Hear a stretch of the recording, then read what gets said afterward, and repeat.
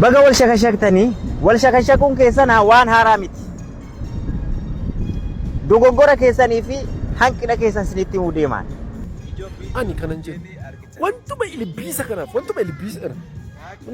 kanaaf jedhetu maatiin diigamuu qaba. Wantuma ilbiisa kanaaf jedhee maatiin bittinnaa'uu qaba. Fedhii rabbii dhiiraaf shamara jidduutti uumu siyaasaa yookaan polotikaa keessa seensina jedhama. Dhugaa rabbii isin jedha. Keessattuu dhiironni tokko tokko. Obbolaa keenya shamarraniitiif haa dirma. Shamarran waraqaa deeggarsaa tokko gandarraa fudhachuudhaa fi kan isaan dirqamsiifamanii akka ulaagaatti jalqaba gaafataman mana sireetti kottu.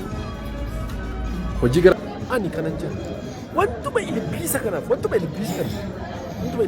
jedhetu maatiin diigamuu qaba. Wantuma ilbiisa kanaaf jedhee maatiin bittinnaa'uu qaba. Moonis kan akka korbeessa walaatti tumamne immoo akkatti mataa gadi qabannee deemnu. Maali gammachuu daqiiqaa shaniitiif jennetu maatii namni kun gammadammata. Mee maatii kana fakkaatu laala. Ofirratti hin jibbe dhugaa rabbi ergas ofirratti hin jibbe hundi kun kutuulaan. Baga wal shakashaktanii wal shakashakuun keessan waan haaraa miti. Dogoggora keessanii fi hanqina keessan sinitti himuu deemaan. Dubartiin tokkoof dhiirri tokko wajjin ciisuun waanuma jirudha. Hiree uumaa ganamaati yookaan immoo hiree rabbiin keenya biraa nuuf kennamedha. Waan haaraa miti. Adde yaadanis fedha isheetti kennite. Obbo Gammachuunis immoo isheerraa qabameennaan wajjin ciise.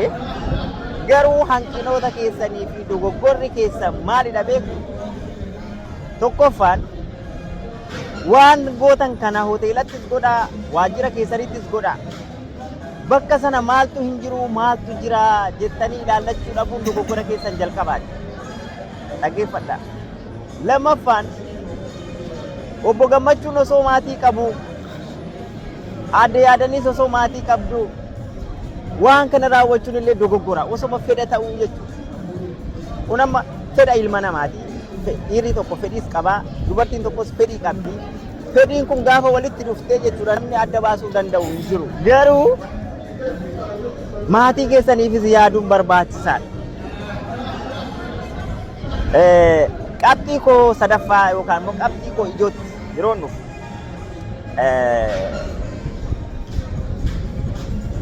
caffeen Oromiyaa maaliif akka achisin kaa'e? Mootummaa federaalaa maaliif achisin kaa'e? Maal akka hojjettan beekuu dhabuunis dogoggora keessani. Amma jarri kun lamaan itti gaafatamaa paartii badhaadhinaa godina Wallagga lixaa naangoo irratti hojjetu irratti fakkaata. Rakkoo hawaasa sanaa osoo hin furin hawaasni sun maal rakkatee jira, maaltu isaan qate, maalirra jira jettanii osoo hin furin osoo rakkoo uummataa hin beekin maaltu waa'ee fedha keessanii raawwachuu sin geesse kun illee anaaf gaaffii. Qalbii miti dhugaa kolfatte jiru. Rakkoon kaabinoota mootummaa yeroo ammaa rakkoo hawaasaa furuurra darbanii rakkoo fedha isaanii duwwaadhaan kan deeman. Dubartii tokko yoo argan inni suufii uffatu inni maal bakka hojjetaa mootummaa taanaa bakka dubartii abbuma barbaade wajjin sagaagaluu natti fakkaata. Garuu waan kun osoo gaffageeffame ilaalame baay'ee gaarii.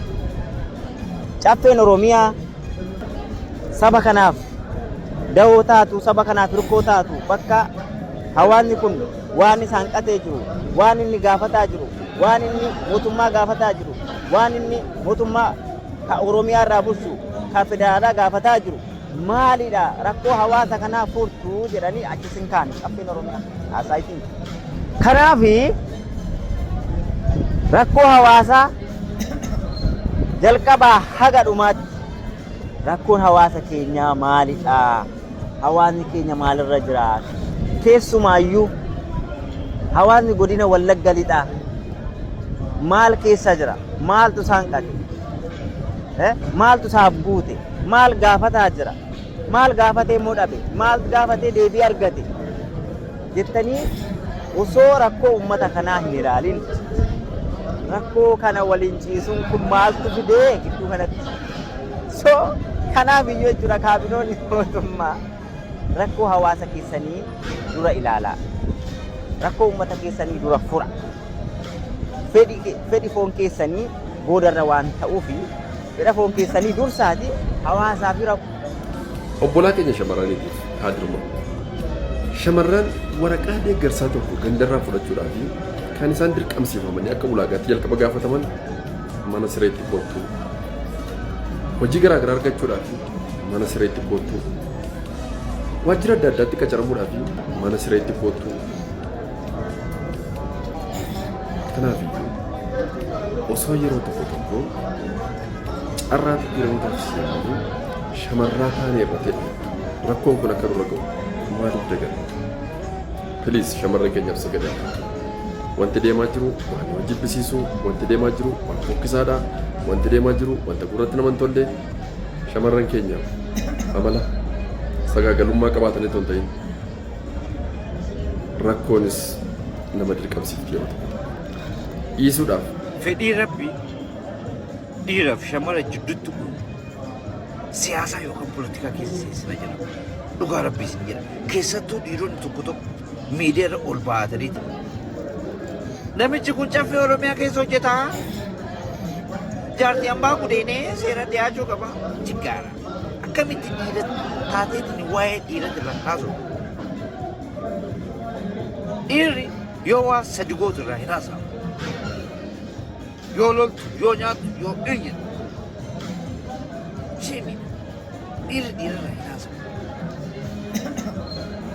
Mucaan kun hin gudeenne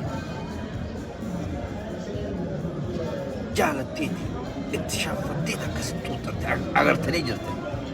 Kanaafuu haa shakashamu. Maaltu si ga'e? Dhiira meeti yoo dandeette akkas shakashake yookaan immoo xabbasi siga akkas bareedu san yoo ayina xalaa yookaan immoo shittaami yoo kataa taate dhiisii irraa hin haasa'in jabsi. Kanaafuu namni viidiyoo sana gabbaase hoteela ta'a biiroo ta'a eessa akka ta'e hin beekamu seera dhiyaachuu qaba.